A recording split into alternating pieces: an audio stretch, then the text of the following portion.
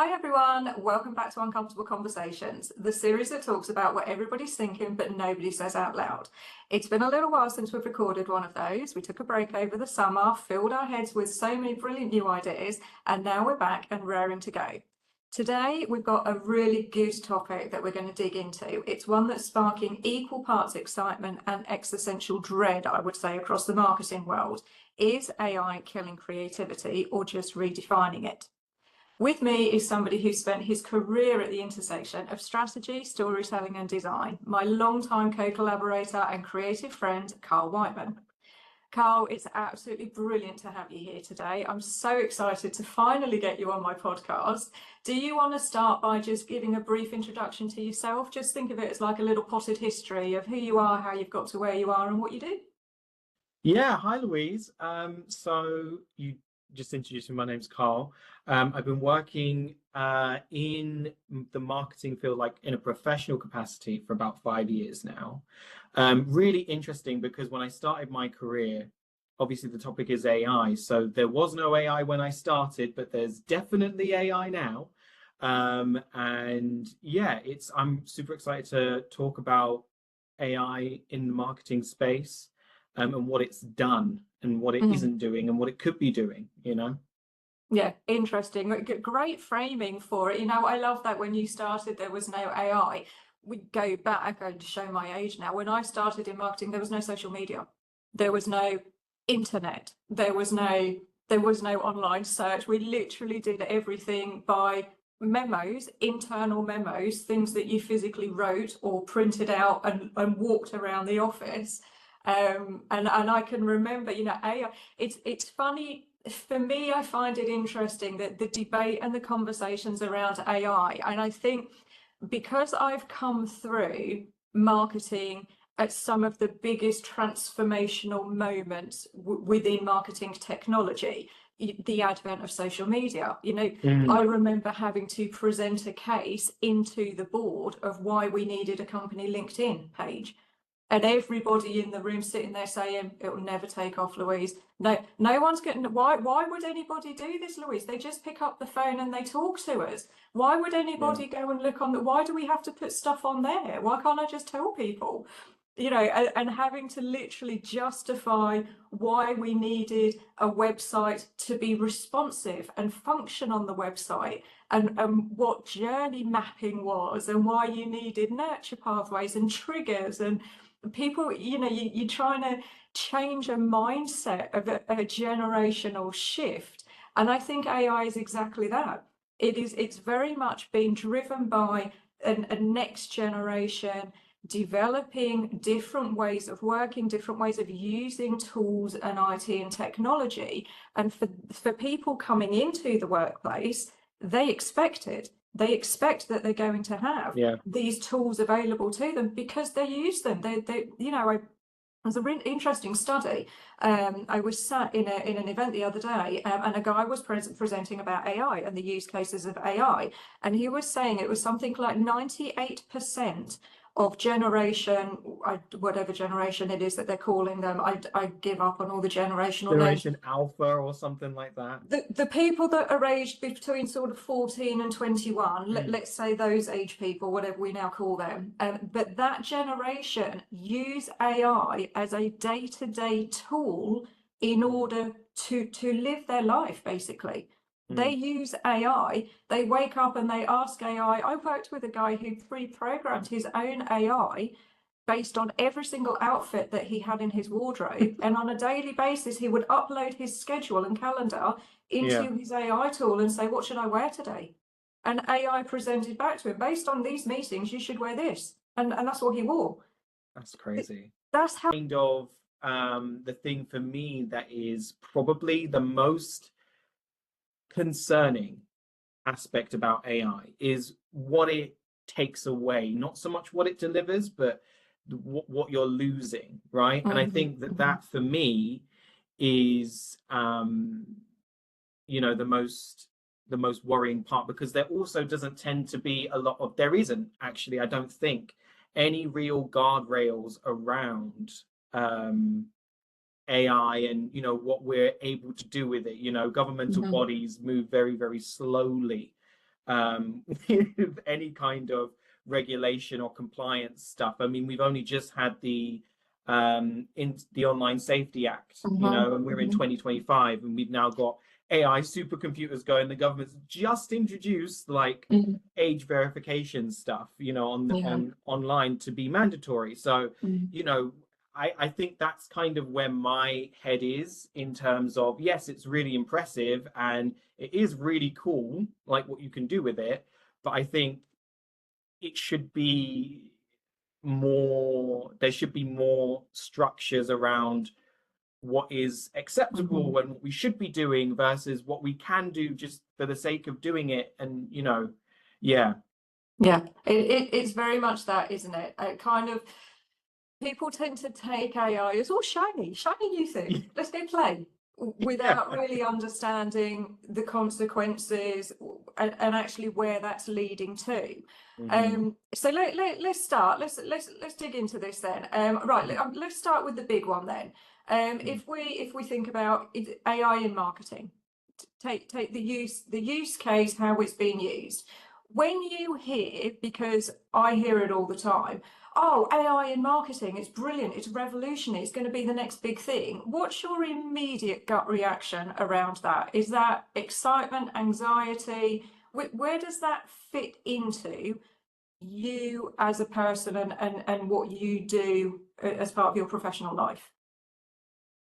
I kind of go like, yeah, and then like have a really like I'm forcing a smile because I think that you know, AI is something that it's still very, very new, which is the other thing as well. Like we don't really know what it can really do. You know, we're being told, oh yeah, it can get any information, but where is it getting the information from? I think there was I can't remember where, but there was an article recently about where a lot of the AI search engines get their information from, and the highest percent by quite a large amount was Reddit. Yes. You know, and that's, I don't particularly think Reddit is the most reliable source of information in the world. And so if you're basically saying you're basically turning everyone who uses AI into a Reddit user, you know, being fed information from Reddit, I go, oh, it's a little bit concerning, you know. So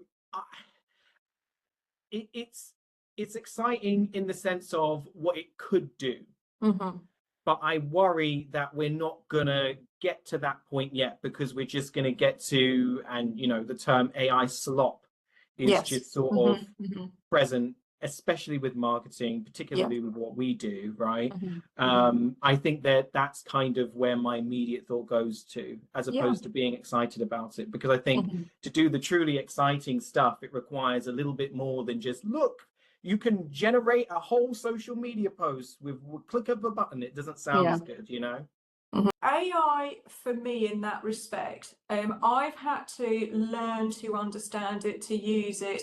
I've had to educate myself and talk to people who are much, much cleverer than me about the dangers and the pitfalls of it, and just how much information you can give it, because I want to know, okay, well, what's it doing with it? If I give it some of this information and ask it to help me with stuff, where does that then go? What does it do with it? So in that respect, for me, being a marketer of one, even being in a very small team and having a tool that is as powerful as, let's say, ChatGPT at your hands at disposal, you can put into that readily available information. So, you know, if we take, let's think about Google Analytics, website traffic analytics, LinkedIn analytics, social media, it's all dashboards, it's all online. You're collating basically online-based information. What I like about the tools and how I think it works very, very well is you can put bunches and bunches of stats and data into it. And I hate spreadsheets and I hate Excel and I hate having to create all of these reports and stuff. But you can put all of that information in there. You can give it very, very specific parameters. You can work with these tools in order to, right, here's all of my information. I need to know X, Y, and Z. I can't present it. I don't know how to do this. Can you help me sort it? You know, create tables, create a graph. Can you give me a trend line? I want to know, based on 6 months worth of historical data, can you give me a trend to show me this or that information? So in that respect, I think for marketers, it's very, very useful. It's a very, very useful tool. I caution anybody very, very strongly, do not say to ChatGPT, write me an email for this, copy and paste that and send that out, because I've seen it happen and it's very, very bad. You know, same with LinkedIn. Oh, write me a LinkedIn post that says this, this, and this. You can immediately tell where something's just been lifted, copied and pasted and put into LinkedIn, because it doesn't sound like any humanized conversation. And, you know, to me, that's, you'll know this because I kind of talk about it a lot. Marketing is about human to human connection. We're not businesses talking to businesses, we're people. We're humans having conversations. And the minute you sort of dump a tool or some piece of technology and negate the human interaction in that, that's, I think, where issues will arise, because you're then going to have AI agents talking to AI agents, because people will stop reading things because it's been written by AI. So then they'll start getting AI tools to filter and start reading stuff. And then you're in the AI is competing with the AI to get the attention of the human world. And then there's obviously the creative side of things. There's the AI tools that can create graphics and images for you. And I'm sure we've all seen them. They're not great. They don't look good. They've clearly not been designed by a designer.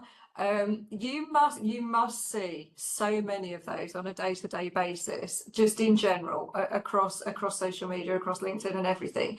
You must come across those. And I suspect it probably makes you cringe quite as much as it makes me cringe, and I'm not a designer.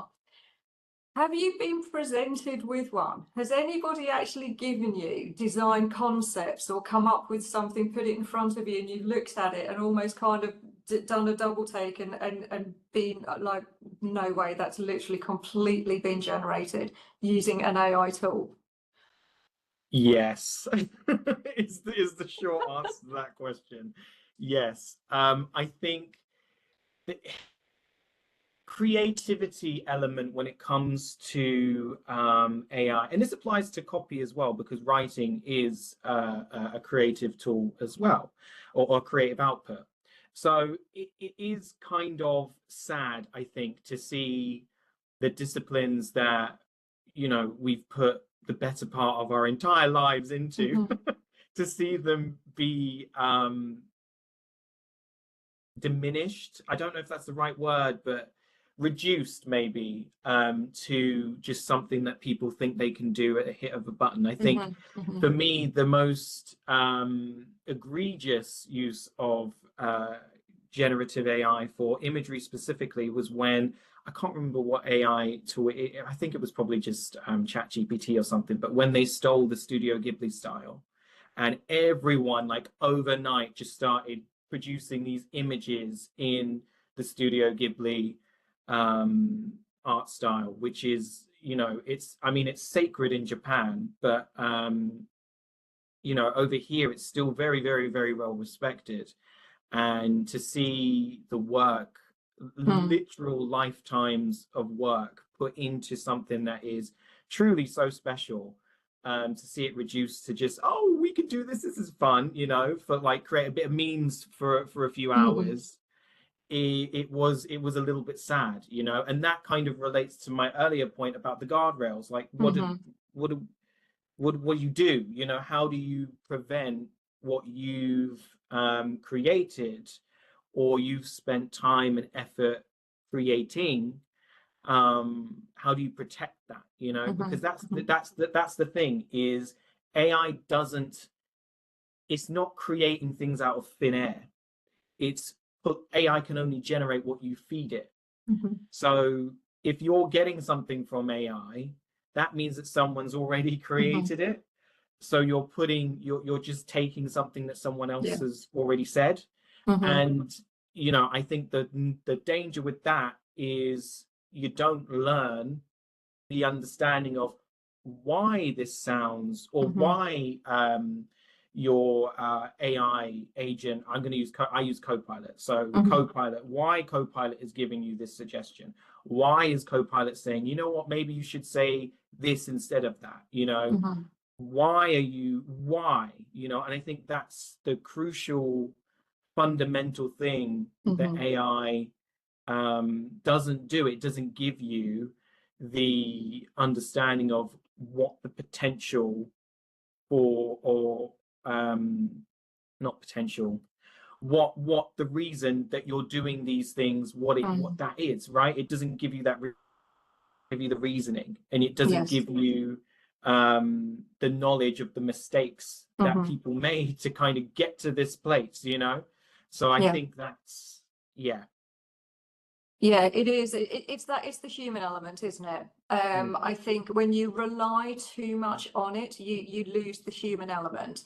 And I hear that quite a lot. A lot of people saying, you know, we're losing the human touch in creative work, which is, to your point exactly. Campaigns, they're getting a lot more optimized, they're getting a lot more complex, certainly, but they're almost less soulful, they're less Mm. empathetic, because we've taken the human element out of it.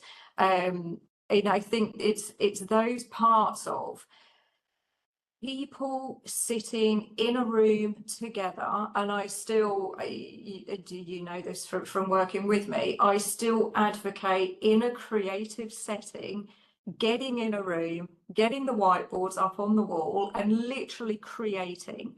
Just, you know, the sky's the limit, blue sky thinking, if we could do anything at all, what could we do? What can we come Mm. up with? What's that creative edge? And physically creating it and seeing what you're doing. And I think where people are maybe starting to get overly reliant or seeing it as a shortcut, I think that's Mm. probably the biggest misnomer with AI. It's not a shortcut. It doesn't take out the need for people to sit and review and discuss and understand. It's almost, you know, in AI conversations, I can't help, I always go back to that very classic Jeff Goldblum quote from one of the Jurassic movies, where he was saying, you know, you stood on the shoulders of giants, and you took everything that they'd done. You didn't earn it. You didn't Mm. work for it. You didn't understand it. You literally just stood there and went, yep, this is available. Let's go do this. You didn't question it. You didn't ask why. And I think AI, and what I'm seeing, it certainly in the marketing world, it is very much, I'm starting to feel that a lot more and more. People are almost jumping on it as, oh yeah, but we can do all of this with it. Yes, you can, but should you? Are you actually questioning where is that creative edge? Okay, let's think about now collaboration versus competition. So competition as a designer, as a highly skilled, highly educated, you've been through numerous degrees and training to gain your profession and are very, very good at it. So let's think about then the tension that exists between seeing AI as a rival versus a Mm. creative partner in your role as a designer. How do you personally decide when to use AI, if at all, and when you trust, when to trust your own creative instincts versus something that maybe AI has produced or generated? See, this is a really good question, because when you sent over the questions, I was reading this one and I was like, that's a really good question, because I don't know. Um, I don't ever know a time where I've had to use AI, where AI's come up with something and I've come up with something and I haven't picked the thing that I did. And Mm, that's not to say that, you know, I'm just the best in the world, which, you know, is debatable within itself. But the reason that I say that is because I think that the AI doesn't, I already know a lot of the stuff anyway. So I don't need to use AI to understand the creative process. I mhm, know the mhm, creative process. It would probably take me longer to go into Copilot and say, hey, can you mhm. tell me what the creative process is? you know, and like give me the whole spiel, because then I'd have to read it and you know, make sure it was making sense and all of that. So it would actually take me a lot longer to use AI than just draw from my experience, you know, the years that I've been drawing and like writing and just thinking about this stuff for, you know, my entire life essentially, right? So I don't need to rely on AI for anything really. The only thing that I would maybe need to do is when I've created something, is asking AI's opinion or Copilot's opinion maybe on like what do you think? Because I'm always so interested. I treat Copilot a little bit like my best friend. I'm like, so what Yes. do you think? What do you think? You know, Yeah. like how can I like what would you change about it, and why Yeah. would you change it? You know, like and you know, to kind of piggyback off something that you said earlier a little bit when you were talking about the brainstorming session, there's no reason why you can't use AI for that. Like you can include AI in the process. It's just the way that I use it, right? And if I ask Copilot, it gives me all this spiel, and then I go, no, you know, I'm still gonna trust my instincts because I know, you know, like I've done this. So yeah, I think it's I've never trusted AI over my own instinct really. Interesting. Yeah, yeah. No, it isn't. And I think you're right in the use of it and understanding the use of it. I mean, I'm obviously not a designer at all. I can't even draw. I've tried numerous times. I can't draw. It's quite comical. I've seen your stick men. They're Yeah, not no, bad. it's not good. It's not good. I tried to draw a telephone once, and somebody said, "Why is there an aeroplane flying over this man's head?" I said, "It's the guy on the phone." They went, "Oh."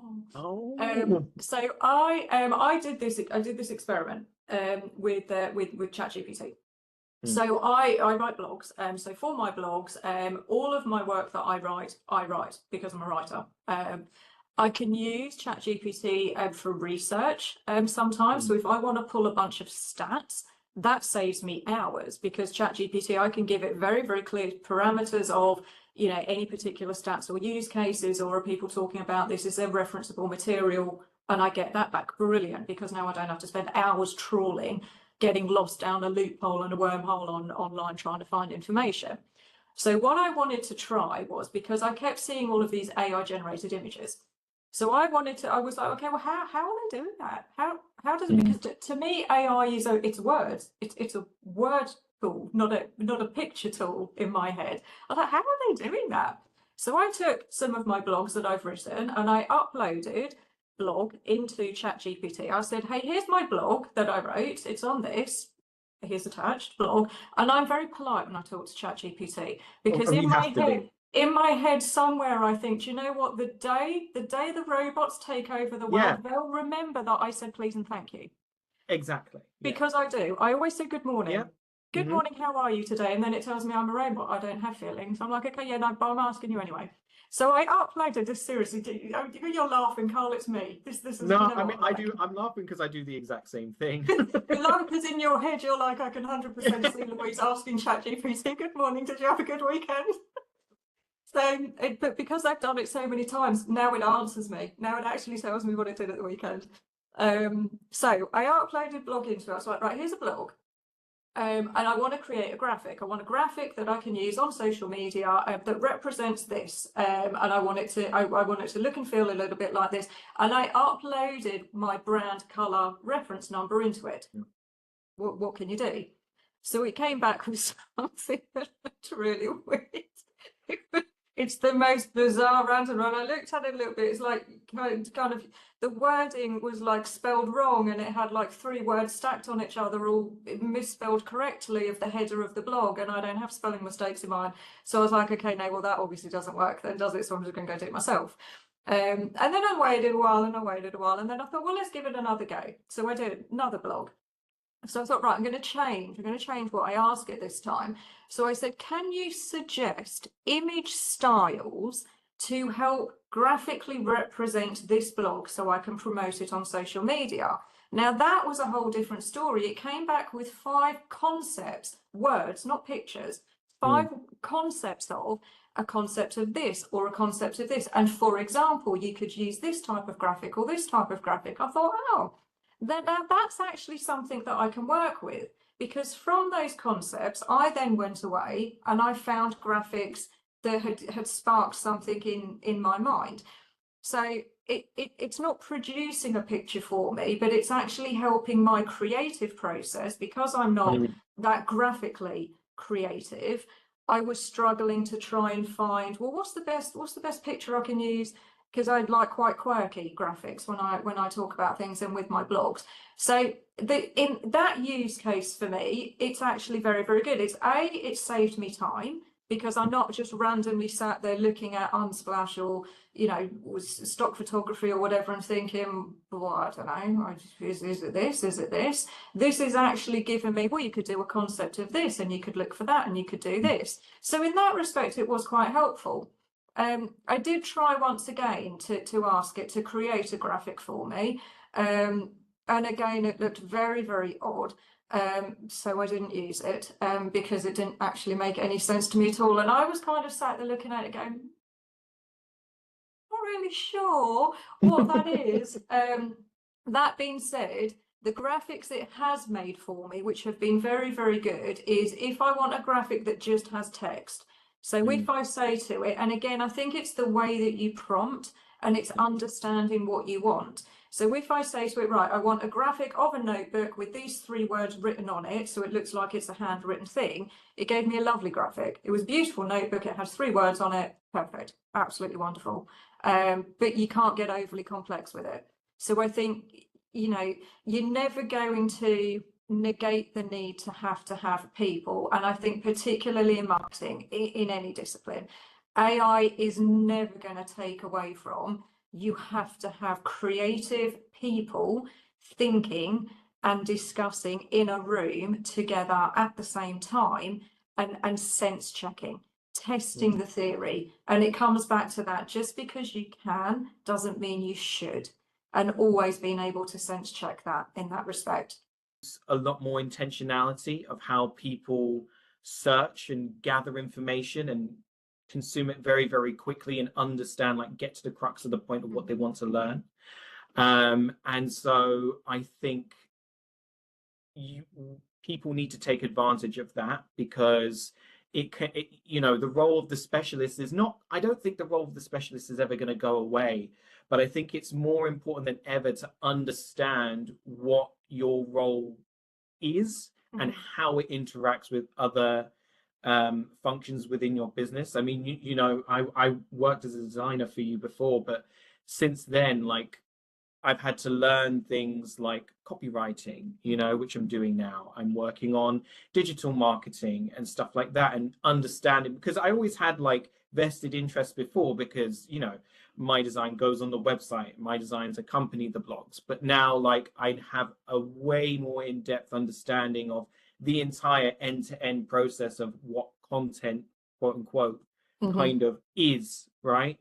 And that's helped my design skills, really. It's given me a better understanding of what the output kind of needs to be in the grand scheme of things. And I wouldn't have had that unless I'd learned, you know, these other areas. So I think taking advantage of what AI can do and can give you, and also understanding the limitations of it, really, because again, like we've discussed, there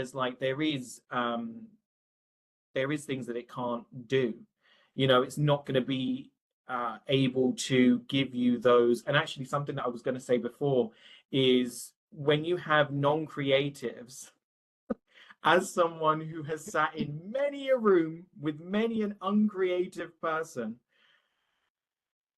being able to understand what they're actually asking you and being able to give them something that they go, oh, that's actually what I meant, you know, is a skill within itself. Yes. And it's something that I think a lot of people who are probably asking ChatGPT and Copilot for their creative assets are probably going to struggle with as well, because half the people don't actually know what they're talking about, and they don't really know what they want. Yes. So yes. I think that that's kind of my advice, is to immerse yourself in your area, not necessarily just your specialism. That would be what I would suggest. Yeah, no, 100% agree with that. And, you know, we've all been sat in those rooms, but particularly if you work in IT. If you work in IT as a marketer, anyone within the marketing realm and profession, you're going to be sat in a room full of technical people who build the most amazing technical stuff, and they're absolutely brilliant. But try and get them to explain something. How does it work? You're just going to get lost. And if you're not in that room, if you're not physically sat in the room and you don't have a piece of paper or whiteboard, you know, whatever your means of being able to draw is, if you don't have that and you can't literally keep standing there with someone, and I've done it multiple times and continue to do it, literally be able to say, but I just don't get it. I don't understand. How does it work? Draw it. Physically draw for me, stage by stage. How does that work?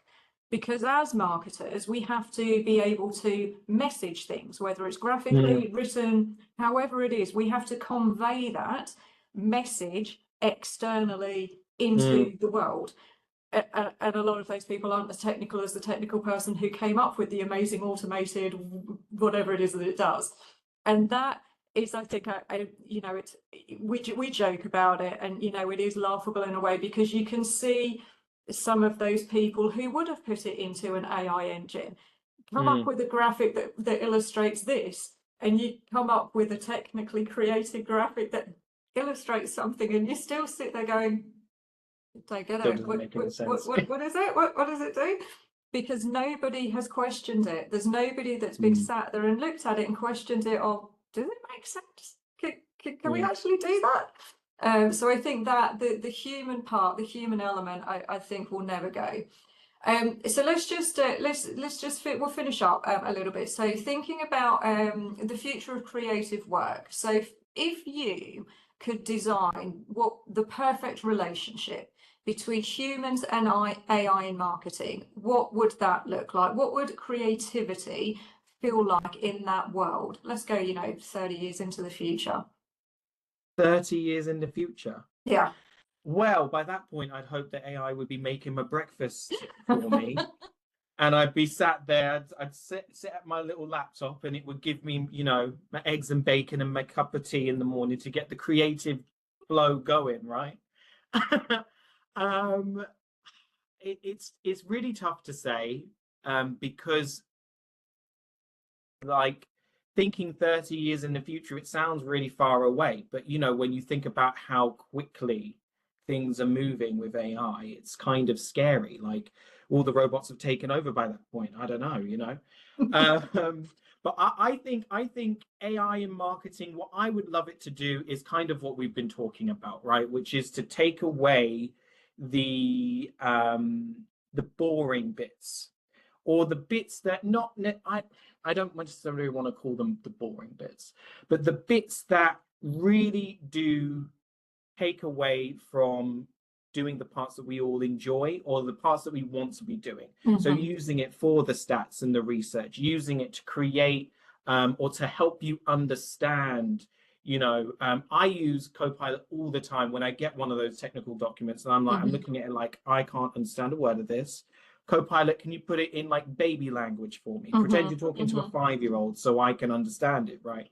So I think using it in those sorts of ways, I think, and having that more embedded within the actual tools that we use, I think would be what I would love to see for AI in marketing. Yeah, definitely. I think seeing it as a complementary tool, we're using them as the same way that we use HubSpot marketing automation tools, the same way we use social media scheduling, the same way that we might build out workflows based on a template of a workflow with some parameters around it. I can see a future where we're still training the way that we train as people, and we have tools at our disposal that are part of everyday use, that in the same way that, you know, marketing automation, email tools, workflows have become. And we use these tools in order to help us, to make us more productive, to speed things up, to give us ideas that maybe we didn't have those ideas and we can build on them, but that don't ever take away from, you're still going to need core roles within your marketing team. You will never have nobody within a marketing team, I would hope. You will always need to have people physically in a marketing team who can challenge, who can question things. Just one last thing, just to Yeah. add on to what you said, because I think that's super important, because there's been a huge, marketing teams are generally pretty small anyway. And I think that there, you know, a lot of people have been discussing like, oh, they'll get rid of all the marketing people or, you know, all the people from the roles. I think if anything, someone's going to have to manage the tools and the AI and to check everything. So if anything, I think you're going to have people who are maybe even more highly experienced, because they need to be able to look over the AI automation stuff that you've got running. And if it's not working, how do you fix it? Who's going to fix it? If it's not delivering what you want it to, who's the person in the room that can say, this is why it isn't working? You need to actually change this.